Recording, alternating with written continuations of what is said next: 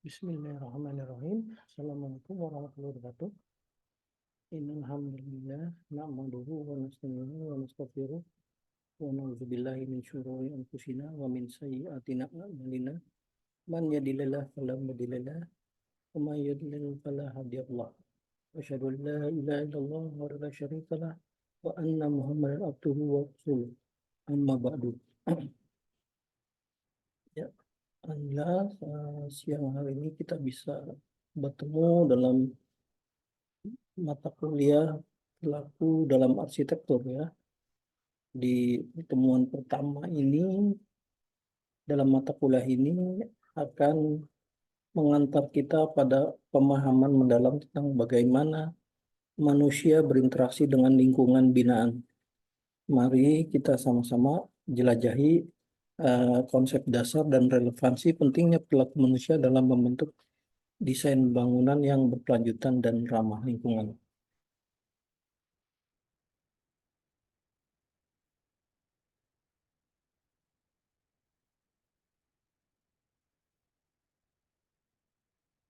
Nah, eh,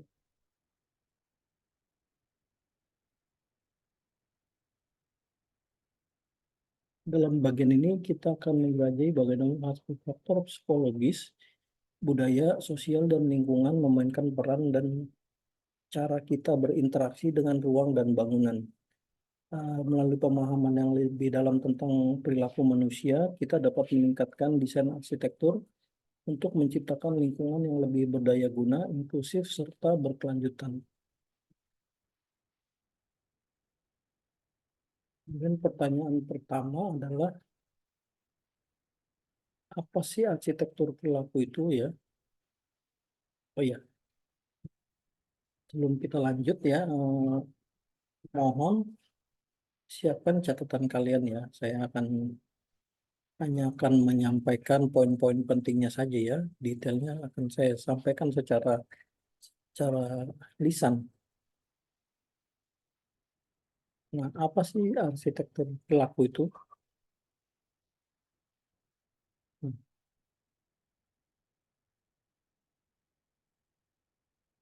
Perilaku dalam arsitektur ini merupakan sebuah studi tentang bagaimana manusia berinteraksi dengan bangunan dan ruang di sekitarnya. Studi ini akan melibatkan pemahaman tentang bagaimana orang merespon, menggunakan, dan merasakan lingkungan binaannya. Ya. Konsep ini akan menggabungkan elemen-elemen psikologis, sosial budaya, serta elemen fisik yang semuanya ini akan mempengaruhi cara kita berperilaku dan cara kita bertindak dalam satu setting ruang tertentu. Jadi inti dari konsep arsitektur perilaku itu adalah interaksi manusia dan bangunan. Ya, interaksi manusia dan bangunan ini mencakup bagaimana orang bergerak melalui ruang, berinteraksi dengan elemen-elemen arsitektur, dan merasakan suasana yang diciptakan oleh desain. Interaksi ini dapat membentuk pengalaman manusia dalam sebuah ruangan, mulai dari rasa nyaman hingga ketidaknyamanan, rasa keterjaminan akan keselamatan, serta kepuasan akan lingkungannya. Kemudian konsep berikutnya adalah terkait pengaruh lingkungan pada perilaku. Pengaruh lingkungan pada perilaku ini merujuk pada bagaimana faktor-faktor lingkungan seperti cahaya, pencahayaan alami, suara, tekstur, warna, temperatur, suhu, dan sebagainya ini mempengaruhi perilaku manusia. Misalnya, eh, ketika kita menempatkan posisi jendela pada posisi yang tepat itu dipercaya bisa meningkatkan konsentrasi dan produktivitas dari pengguna yang ada di dalam ruangan itu sendiri. Atau misalkan sebuah desain yang kurang memperhatikan kondisi lingkungannya atau tidak berwawasan lingkungan dapat menyebabkan stres atau ketidaknyamanan bagi para penggunanya. Ini contoh bagaimana lingkungan berpengaruh terhadap perilaku.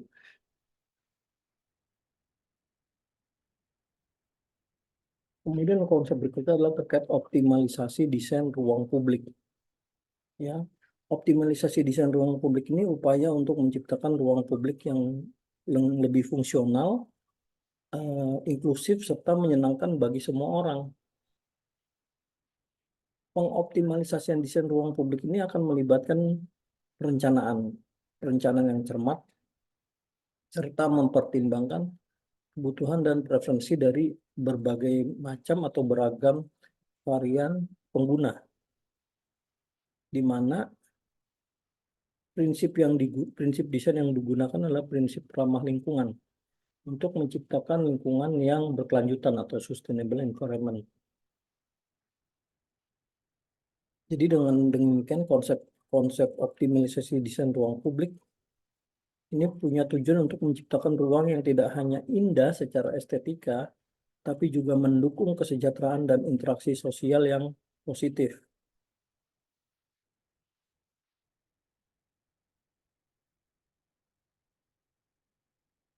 Nah, kalau bicara tentang sejarah arsitektur perilaku ya, ini sebenarnya arsitektur perilaku itu mulai berkembang seiring evolusi budaya, teknologi, dan lingkungan ya. Sejarah perilaku dalam arsitektur itu dimulai dari zaman kuno ya, dari ketika manusia pertama kali membangun tempat tinggal mereka ya. Pada era-era tersebut, bangunan itu dibangun atau bangunan itu diciptakan untuk memenuhi kebutuhan fungsional ya. Apa kebutuhan fungsionalnya? Berupa perlindungan dari cuaca, perlindungan dari predator, dan sangat mempertimbangkan faktor-faktor alam ya, iklim, kemudian topografi. Itu pertama kali cikal bakalnya. Nah, ini berkembang. Seiring dengan peradaban yang berkembang, budaya dan nilai-nilai sosial juga ikut berkembang dan ikut mempengaruhi desain arsitektur ya. Contohnya bangunan-bangunan keagamaan yang kemudian karena fungsi keagamaannya ini punya nilai dianggap suci atau sakral dan diberikan penekanan estetika yang secara khusus mencerminkan nilai-nilai spiritualitas dan kepercayaan dari masyarakat itu sendiri. Makin berkembang, masuk ke era modern, muncul revolusi industri, ya. Di revolusi industri itu muncul perkembangan teknologi yang pesat dan perubahan sosial ya. Revolusi industri itu juga terkait dengan perubahan kelas-kelas sosial. Hal ini memicu perubahan besar dalam dunia arsitektur. Ya,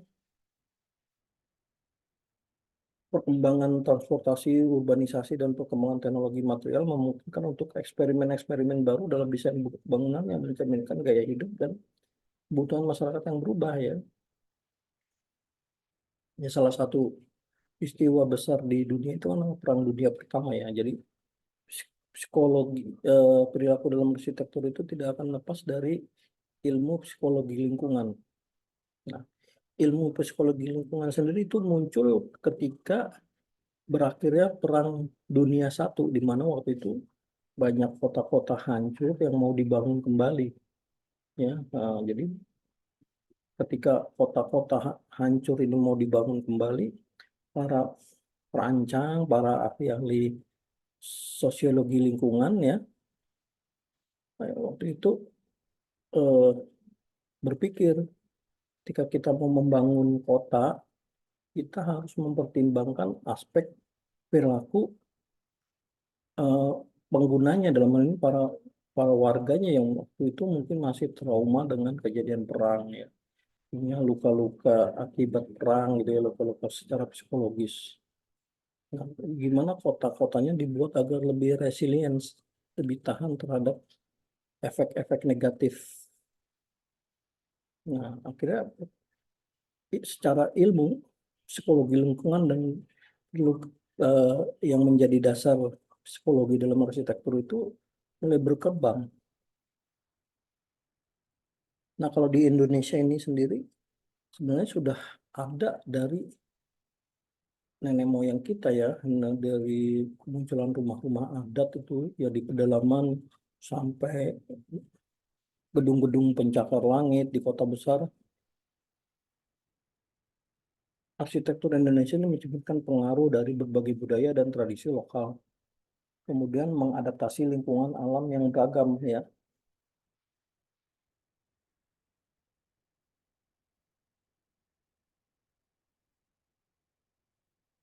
Jadi budaya dan tradisi itu mempengaruhi cara kita mendesain bangunan.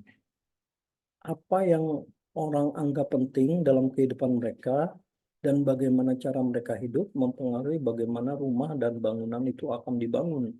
Misal, kalau sebuah masyarakat itu punya nilai-nilai agama yang kuat, bangunan-bangunan mereka mungkin akan dirancang untuk mencerminkan keagungan atau nilai spiritualitas atau kerohanian, atau misalkan sebaliknya jika masyarakat tersebut hidup di daerah yang rawan gempa misalkan, bangunan-bangunan mereka akan dibangun dengan material yang kuat dan tahan gempa untuk memberikan rasa perlindungan bagi penghuninya.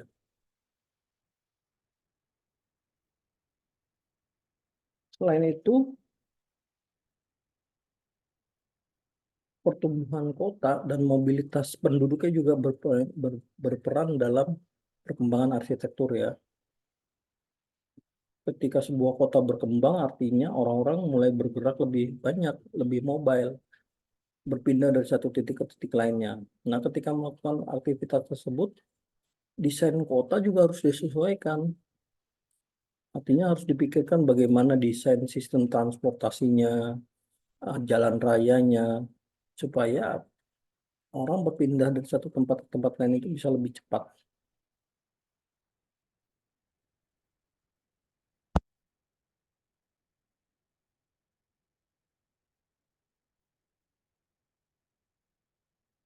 Terkait teori ya, teori perilaku dalam arsitektur itu banyak teori yang mendasari ya, tapi saya akan hanya sampaikan beberapa saja ya, secara garis besar dulu ya.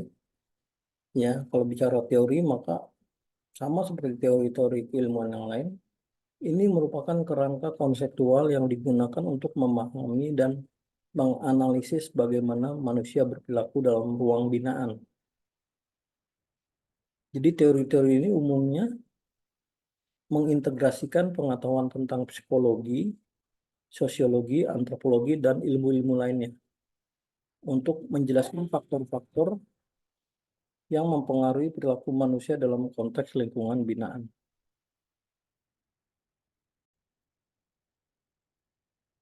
Nah, beberapa teori yang relevan dalam kajian kita kali ini antaranya adalah teori pertama, teori respon lingkungan ya. Teori respon lingkungan ini menyatakan bahwa manusia akan merespon lingkungan fisik mereka dengan cara yang teratur dan dapat diprediksi ya.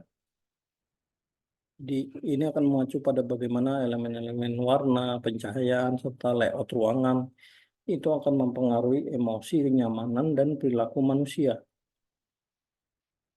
Kemudian teori berikutnya adalah teori antropologi arsitektural. Teori antropologi arsitektural ini mempelajari hubungan antara budaya dan arsitektur ya. Bagaimana nilai-nilai, kebiasaan, serta tradisi budaya mempengaruhi desain dan penggunaan ruang binaan. Kemudian ada teori distrik dan zona.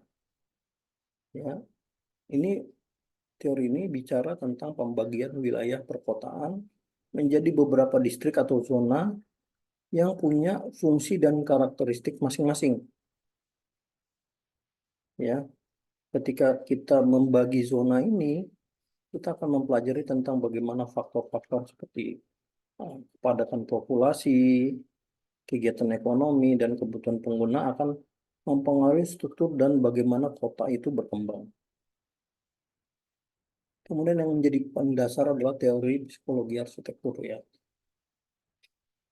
Teori psikologi arsitektur ini akan mempelajari pengaruh lingkungan binaan terhadap kesejahteraan psikologis dan kognitif manusia. Ya, hal ini mencakup bagaimana desain ruang, suasana dan pengalaman sensorik itu akan mempengaruhi mood, mempengaruhi produktivitas, serta kesejahteraan mental individual atau individu. Kemudian ada teori ekologi manusia, ya. Eh, Teori ini akan meneliti interaksi kompleks antara manusia dan lingkungan mereka, baik secara fisik maupun sosial.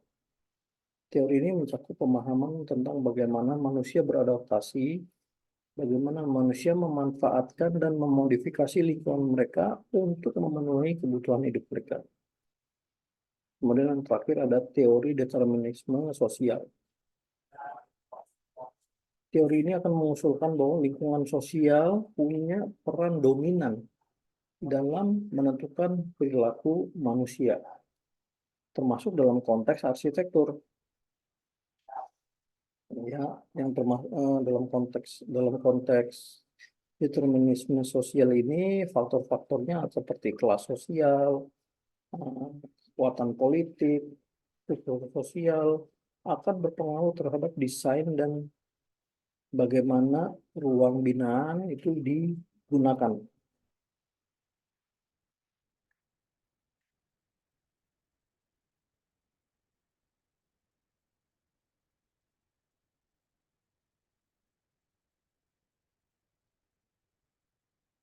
Nah, kita lihat pada studi kasus ya, di kota-kota besar itu bagaimana manusia berperilaku itu memainkan peran penting dalam menciptakan keragaman desain ruang publik. Misal, taman kota yang ramah anak. Pasti taman tersebut akan menawarkan permainan dan fasilitas yang sesuai dengan tingkat aktivitas mereka.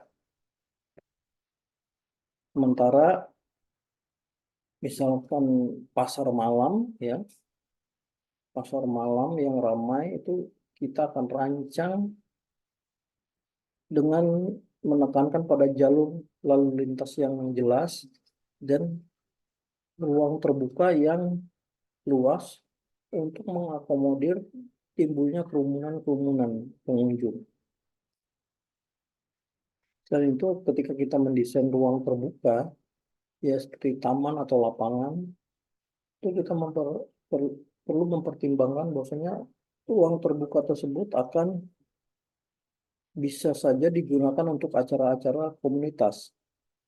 Sehingga kita akan membutuhkan desain taman kota atau desain lapangan yang fleksibel, yang memungkinkan berbagai kegiatan bisa dilakukan di sana. Bisa jadi pertunjukan seni, pertunjukan musik, atau yang lainnya. Ya. Dengan memahami perilaku manusia, maka desain ruang publik itu bisa lebih fungsional dan fleksibel sehingga mendukung berbagai macam kebutuhan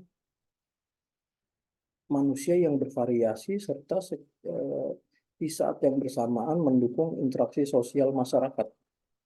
Ya. Kemudian kalau terkait material bangunan, misalkan kita bicara mall ya, sebuah mall menggunakan banyak material alami, pakai material kayu, pakai material batu, itu bisa menciptakan suasana yang hangat dan ramah. Yang kemudian harapannya menjadikan pengunjung ini bisa tinggal lebih lama di mall tersebut. Untuk apa? Untuk kemudian menjelajahi berbagai toko, kemudian berinteraksi dengan lingkungan sekitarnya, sehingga nanti fungsinya sebagai pusat transaksi ekonomi itu bisa berjalan dengan baik.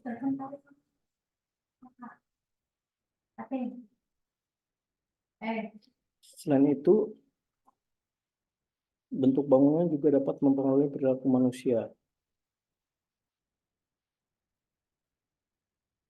Ya, ketika kita menyediakan ruang terbuka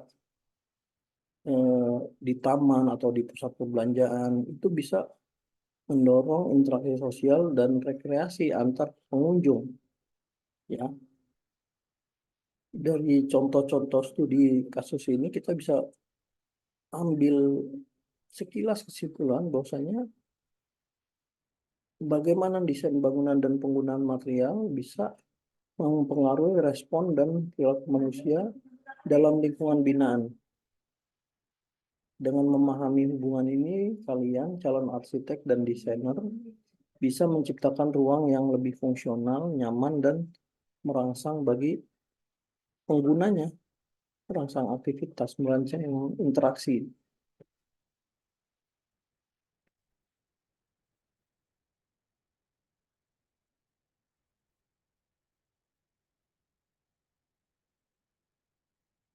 Nah, ada beberapa faktor yang mempengaruhi perilaku, konsep perilaku dalam arsitektur.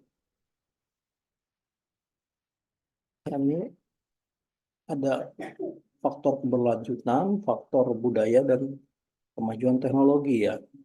Keberlanjutan maksudnya dalam arsitektur ini, konsep keberlanjutan ini artinya menciptakan bangunan yang ramah lingkungan serta efisien dalam penggunaan sumber daya, termasuk di dalamnya penggunaan material yang ramah lingkungan, desain yang memaksimalkan cahaya alami, dan penerapan teknologi energi terbarukan seperti panel surya ya. Prinsip-prinsip seperti ini akan menciptakan lingkungan yang lebih sehat dan lebih peduli terhadap alam. Kemudian faktor budaya. Desain arsitektural seringkali mencerminkan nilai-nilai dan tradisi budaya suatu masyarakat. Ya, misalnya rumah tradisional itu biasanya dibangun dengan mempertimbangkan iklim lokal dan kebutuhan hidup mereka sehari-hari. Sedangkan kalau arsitektur modern ini lebih menggabungkan elemen-elemen tradisional dengan gaya yang lebih kontemporer, sehingga menciptakan bangunan yang unik serta tetap menampilkan cerminan identitas budaya. Faktor berikutnya dalam arsitektur perilaku adalah kemajuan teknologi. Kemajuan teknologi ini bisa merubah cara kita merancang dan menggunakan bangunan, ya, ya, seperti misalkan BIM, ya, Building Information Modeling. Dengan BIM ini memungkinkan desainer untuk membuat model digital yang akurat dari bangunan sebelum konstruksi itu dimulai.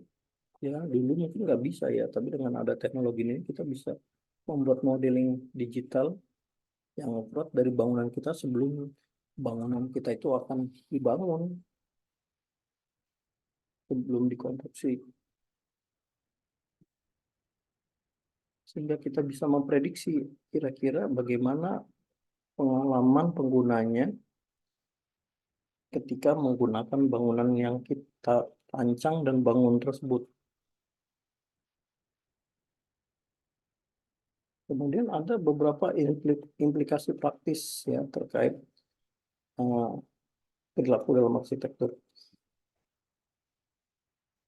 Ya, artinya implikasi praktis ini membawa dampak besar pada cara kita merancang dan memanfaatkan lingkungan. Pertama, otomatis desain kita merupakan desain yang inklusif, ya, artinya yang menekankan pada kebutuhan semua individu, termasuk mereka yang punya kebutuhan khusus atau punya latar belakang yang beragam, ya.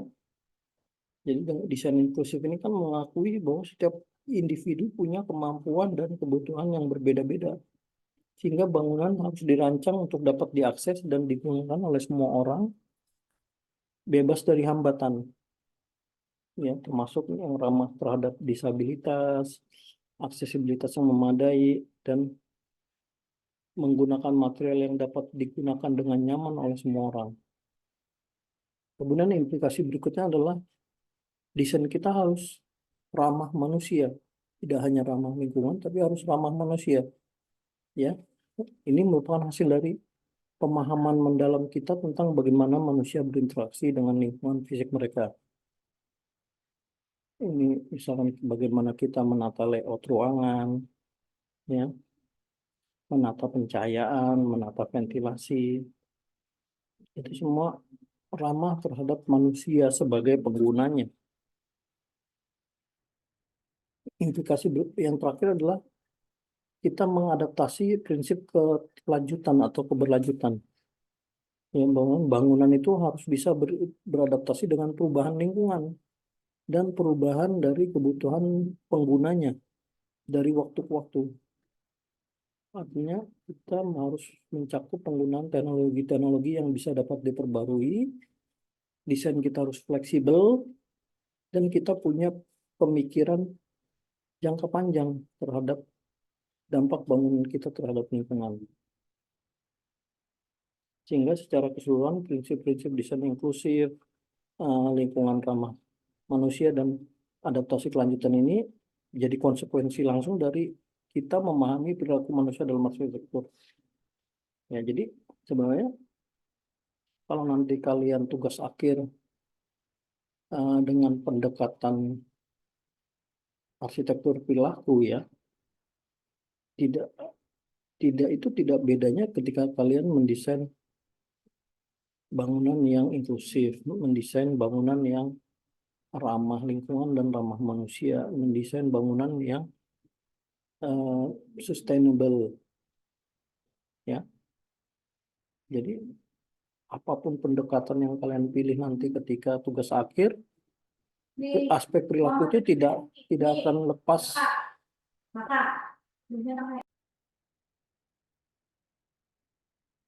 Baik, mungkin itu pengantar yang bisa saya sampaikan ya. Berikutnya adalah terkait kegiatan mandiri ya. Untuk pertemuan pertama kita akan melakukan kegiatan kelompok. Ya, silakan Anda buat kelompok, masing-masing kelompok itu ya setidaknya 3 mahasiswa ya. Kita akan berlatih melakukan analisis perilaku dalam arsitektur. Kita latihan sederhana saja ya. Jadi masing kelompok itu diminta untuk pilih satu bangunan atau lingkungan binaan di sekitar Anda, bisa rumah, gedung, kantor, taman kota, atau fasilitas umum lainnya ya. Kemudian lakukan observasi langsung atau gunakan foto-foto untuk mengamati dan menganalisis bagaimana perilaku manusia berpengaruh atau tercermin dalam desain bangunan atau lingkungan tersebut.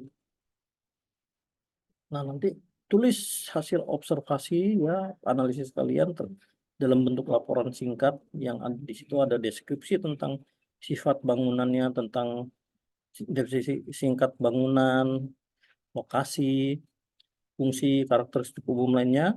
Terus kemudian analisis tentang bagaimana desain bangunan tersebut berpengaruh atau mempengaruhi perilaku pengguna. Ya, misalkan bagaimana ruangannya digunakan, bagaimana interaksi sosial yang terjadi, bagaimana tingkat kenyamanan pengguna. Kemudian Anda lakukan identifikasi elemen-elemen dalam desain yang mendukung atau menghambat perilaku tertentu. Misalkan materialnya, layout ruangannya, atau ketersediaan fasilitasnya. Kemudian yang terakhir, buat saran atau rekomendasi perbaikan menurut kelompok kalian, yang sehingga desain tersebut bisa lebih responsif terhadap kebutuhan dan preferensi pengguna. Nah, formatnya itu judul ya, analisis perilaku dalam arsitektur, nama bangunan yang kalian pilih, kemudian ada pendahuluan berisi deskripsi bangunan lingkungan ya, kemudian ada analisis perilaku, kemudian ada faktor-faktor penentunya, saran, rekomendasi, kesimpulan. Nah, jadi 1 minggu aja sepertinya cukup ya. Jadi kalian, saran saya pilih bangunan yang mudah diamati ya, nggak perlu perizinan, nggak perlu hal-hal yang sifatnya administratif gitu ya, yang mungkin taman kota, masjid, sekolah, pasar, terminal, kafe, dan lain-lain sebagainya. Ini saya coba kasih contoh dulu ya. Nah, misalkan saya dari gambar ini ya, sebuah kafe, eh, apa yang bisa kita pelajari dari gambar ini yang tercermin dalam desain bangunannya? Ya, secara ruang, eh, sepertinya kafe ini menggabungkan konsep ruang terbuka dan ruang tertutup. Ini saya ada gambar-gambar lain, cuman nggak terlihat dia di layar ya. Ada meja-meja di luar, memberi kesempatan bagi orang atau pelanggan duduk di dan berinteraksi dengan suasana sekitar. Sementara ada ruang dalam yang lebih tertutup untuk menawarkan privasi yang buat mereka yang mungkin ingin fokus bekerja atau sekedar berbincang-bincang dalam kelompok-kelompok kecil. Ya, hal ini tentu mencerminkan kebutuhan manusia akan fleksibilitas dalam lingkungan yang mereka kunjungi, ya. Kemudian cahaya dan warna, kafe yang digambar ini menggunakan bukaan besar yang memungkinkan cahaya alami masuk ke ruangan, ya, sehingga memberikan kesan hangat, suasana yang nyaman, dan mengundang pelanggan untuk stay lebih lama di dalam bangunan tersebut. Warna-warna netral juga digunakan dalam dekorasinya untuk ciptakan suasana yang lebih cozy, dan kita lihat di situ ada elemen vegetasi ya, untuk supaya lebih menyatu dengan alam. Fungsinya apa ini kaitan dengan perilaku pengunjungnya, dengan kondisi lingkungan seperti itu yang warna yang netral, ada unsur alam di dalamnya. Diharapkan pengunjung itu bisa lebih moodnya itu lebih baik untuk ketika mereka di dalam ruangan tersebut, moodnya untuk mood untuk bekerja, mungkin mood untuk relax, lebih santai gitu ya, sesuai dengan tujuannya masing-masing. Kemudian layoutnya juga ya, eh, meja-meja dan kursi itu disusun dengan berbagai eh, formasi untuk mendukung berbagai jenis perilaku. Ada meja besar di situ mungkin untuk kelompok kalau ada yang datang rapat gitu ya. Nah, rombongan besar kafe tersebut bisa mau ada rapat kecil bisa gabung, atau ada juga yang meja kecil dengan kursi-kursi individual untuk yang datangnya eh, untuk kelompok-kelompok kecil. Ada juga meja-meja di sudut-sudut ruangan untuk memungkinkan percakapan lebih pribadi, ya. Kursinya nyaman, dibuat fleksibel sehingga si pengunjung ini punya kesempatan untuk duduk dengan nyaman dan eh, apa namanya nih, nyaman dalam waktu yang lama.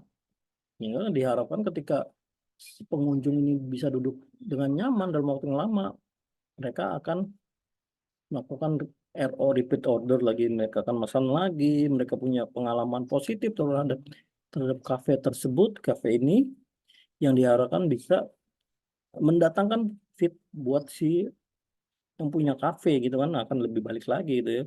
Belum ada fasilitas pendukung ya. Gimana, ada wifi-nya nggak di situ? Toiletnya terjangkau atau tidak? Colokan listriknya bagaimana? Parkirannya seperti apa? Ya, karena kan rata-rata kalau orang ke kafe itu pasti salah satu yang dicari adalah koneksi internet gitu ya. Jadi dari analisis ini kita bisa bagaimana desain kafe ini kita bisa melihat cerminan dari perilaku manusia dan apa sih aktivitas yang terjadi di dalamnya. Kemudian aktivitas ini bisa diakomodir oleh desain dari lingkungan atau desain arsitektural dari bangunan itu sendiri.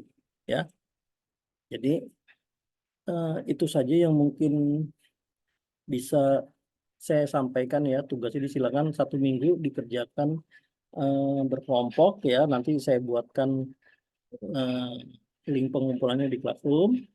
Terima kasih sudah menyimak. Eh,